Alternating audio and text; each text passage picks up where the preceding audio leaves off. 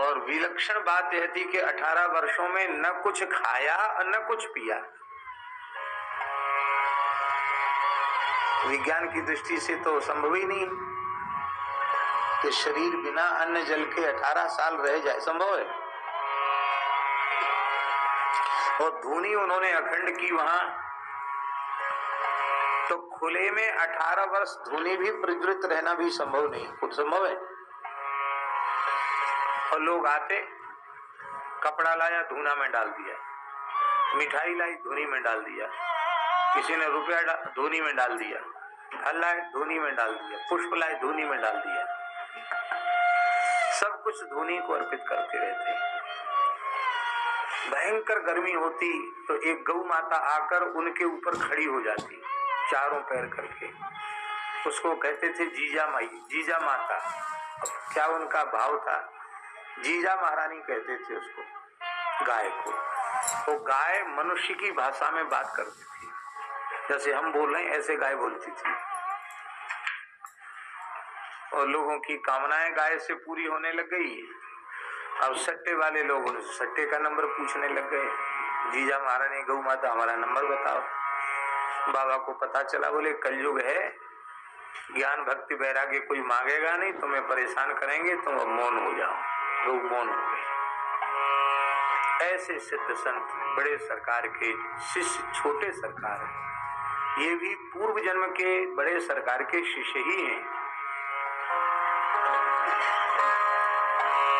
और इनके भी जीवन का बड़ा विलक्षण प्रसंग है भैया जी। वो सामने आएंगे तो बोलने में कठिनाई होगी, इसलिए अभी संक्षेप में हम बोल रहे हैं। तो बड़े सरकार वहाँ खड़ी घाट भी विराजते थे, नर्मदा किनारे। यहाँ दादा दरबारी इंदौर में भी विराजते थे। फक्कड़ थे, अवधूत थे। तो वो चिलम पीते थे। चिलम। और कोई बहुत बड़े विद्वान आ जाएं, बड़े महामंडलेश्वर आ जाएं, बड़े न्याय व्याकरण वेदांत आदि के पंडित आ जाएं, तो कहते इनको भेड़ विदाई करो, इनको भेज दो इनको। अपने तो बिना पढ़े लिखे हैं, इनकी जरूरत नहीं अपने। सीधे साधे भोले भाले निश्चल निष्कपट व्यक्तियों की आवश्यकता है। कभी कभी कहते मान बढ़ाई से मन नहीं भरा, धन और स्त्री के प्रति आकर्षण समाप्त नहीं हुआ, पढ़ने लिखने से क्या होता है? जाओ जाओ, विद्वान है, इनका सत्कार करो, विदा कर दो इनको। और ऐसे ऊट पटांग वेशभूषा वाले महात्मा फक्कड़ अभिभूत आ जाते, उनको जाने नहीं देते। कहते थे महाराज ये गाली बकते हैं, ये ऐसे। अरे बोले ये एकदम सच्चे साधु हैं, इनमें छल कपट है ही नहीं। हमें तो ऐसे लोगों की जरूरत है। और कभी कभी कहते ये सब भोले बाबा की फौज है, रुद्रगण है सब, को मुखहीन विपुल मुख का, इसलिए हमको ऐसे ही लोग अच्छे लगते हैं। तो वो महाराज जी गुरु जी चिलम पीते थे, बड़े सरकार। और ये जो छोटे सरकार इस समय है, उस जन्म में उनके शिष्य थे, विरक्त शिष्य। तो वो गुरु जी को कमर से अपाहिज थे, कमर से नीचे का धड़ काम नहीं करता था। जैसे हमारे संत जी बैठे ना, बड़े प्रेमी हैं रासलीला के उत्सव के, मनमोहन शरण जी के बगल में बैठे हैं, बड़े प्रेमी संत हैं। तो लगभग स्वरूप भी ऐसा ही था उनका, और ऐसे नीचे से चल नहीं सकते थे अपने आप। तो वो ऐसे खिसक के गुरु जी के पास आते और चिलम तैयार करके ऐसा मुंह करके गुरु जी को देते चिलम, और फिर खिसक के उधर चले जाते। फिर गुरु जी कहते सुनाओ। तो श्री तुलसीदास जी, सूरदास जी, कबीरदास जी, मीराबाई, ये जो संतों की वाणियां हैं वो सुनाते, पद सुनाते। श्री गुरु नानक जी, चरणदास जी, मलुकदास जी, इनके पद सुनाते। और पद सुनकर के बड़े सरकार के अविरल अश्रुधार बहती रहती। एक दिन पता नहीं उनके मन में क्या आया, बड़े सरकार के मन में, अपने शिष्य को उन्होंने कहा जो अपाहिज थे, उनको कहा, जा दिल्ली दरबार चला जा, तुझे दिल्ली दरबार सौंप दिया है, जा दिल्ली दरबार चला जा। तो उन्होंने यह नहीं कहा गुरुजी से कि मैं चल फिर सकता नहीं हूँ, दिल्ली कैसे पहुंचूंगा, वहां कौन सी जगह ठहरूंगा, क्या खाऊंगा, कुछ नहीं। गुरुदेव की आज्ञा हो गई तो फिर विचार नहीं किया। बोले गुरुजी की आज्ञा हो गई, हमको उठा के धर दो ट्रेन में। तो ट्रेन में लोगों ने उठा के उनको धर दिया। दिल्ली ट्रेन जा रही थी, दिल्ली पहुंच गए। अब सवारी तो उतर गई, अब वो उतर ही नहीं सकते थे क्योंकि उनको चल फिर नहीं सकते थे, उनको उठा के धरना पड़ता। समतल जगह पे तो खिसक लेते थे, वैसे चढ़ना उतरना उनके बस की बात नहीं थी। तो ट्रेन खाली हो गई। बोले आप बाबा कहाँ जाना है? तो वो ये नहीं बोले हमको दिल्ली जाना है, सीधे कहते दिल्ली दरबार। तो गुरुजी के मुंह से ही निकला था दिल्ली दरबार। बोले दिल्ली दरबार नाम की जगह तो यहाँ कोई नहीं, पर दिल्ली यही है। अब ट्रेन यहाँ खाली हो रही, उतरो बाबा। बोले चढ़ाने वालों ने चढ़ा दिया, उतारने वाले उतार दो। उन लोगों ने उतार के उनको जंक्शन पर पधरा दिया।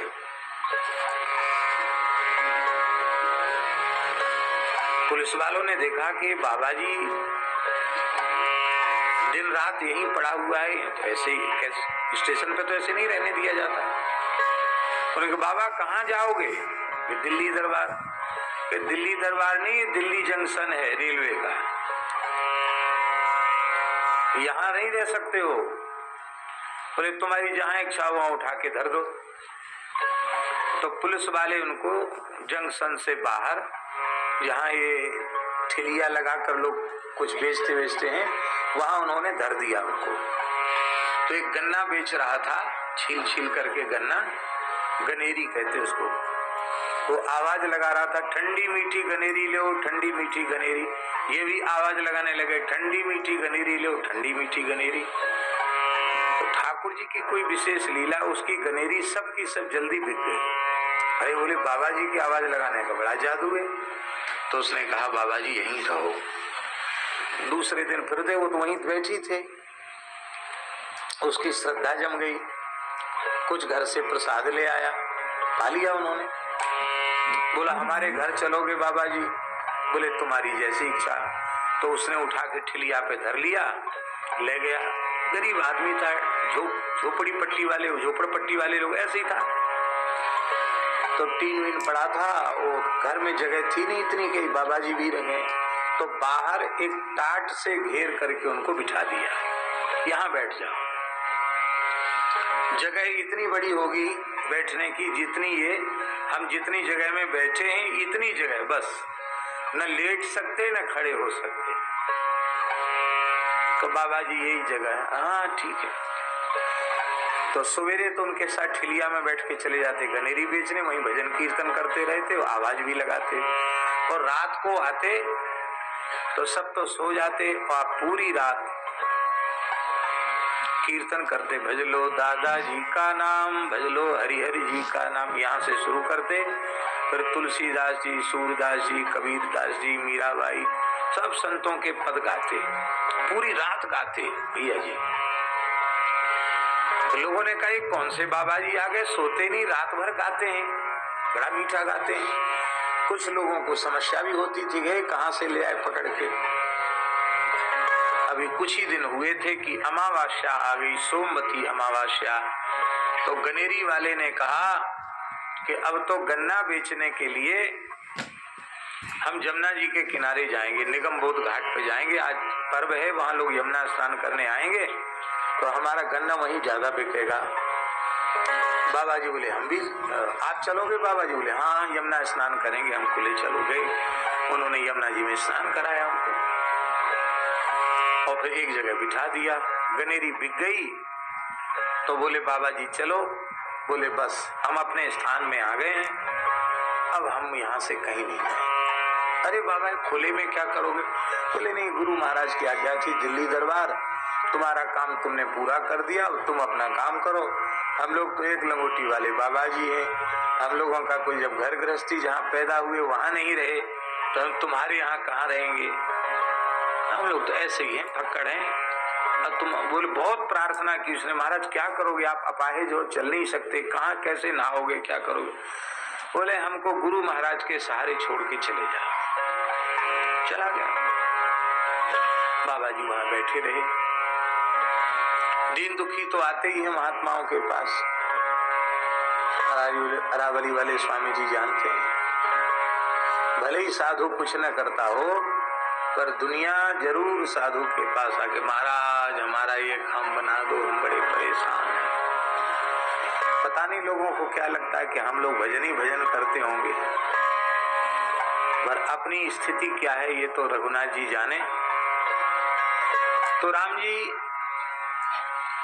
लोग आते कहते बाबा जी आशीर्वाद दो, तो वो जहां बैठे थे वहां गड्ढा था, तो एक तगाड़ी भर के जमुना जी की मिट्टी लाओ, यहाँ डाल दो गड्ढा में, तो बस राम राम करो, काम हो जाए। काम होने लग गए, लोगों का भीड़ बढ़ने लगी। लोग कहते महाराज हम बीमार हैं, कुछ दे दो, तो उनको लोग फूल माला पहना देते, तो फूल की एक पकड़ी निकल, ले अब पिंड छुड़ाना है तो ले जाओ, लोग ठीक होने लगे। उस समय देश के प्रथम प्रधानमंत्री, देश के प्रथम राष्ट्रपति डॉक्टर श्री राजेंद्र प्रसाद जी थे।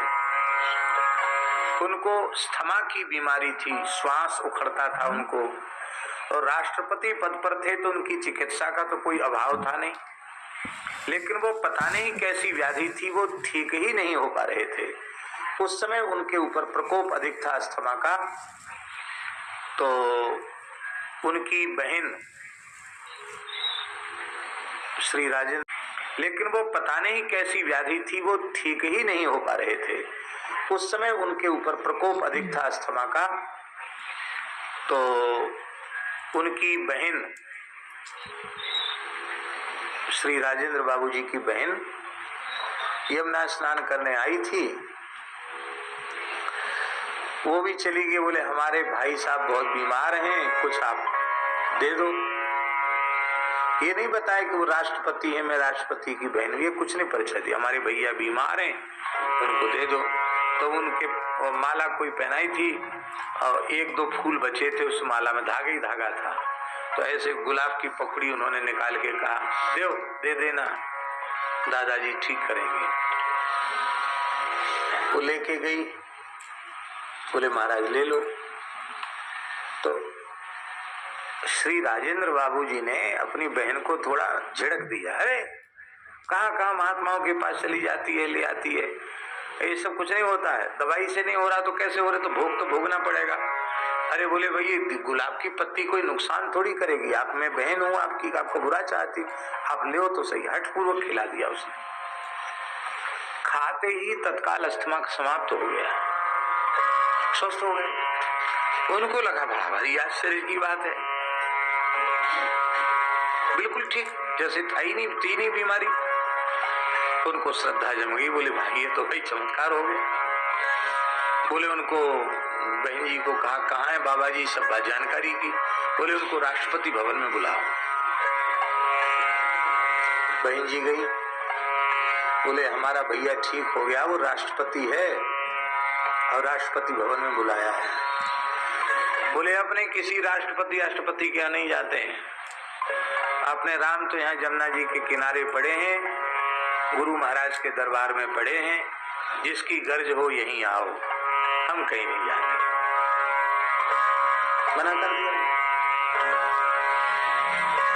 बोले बाबा जी ने तो मना कर दिया, दो टूक शब्दों में मना कर दिया, बिना किसी लाग लपेट। ये सब नदियों को भगवान ही शुद्ध करें, हम लोगों को सब कमर कस के तैयार होना चाहिए।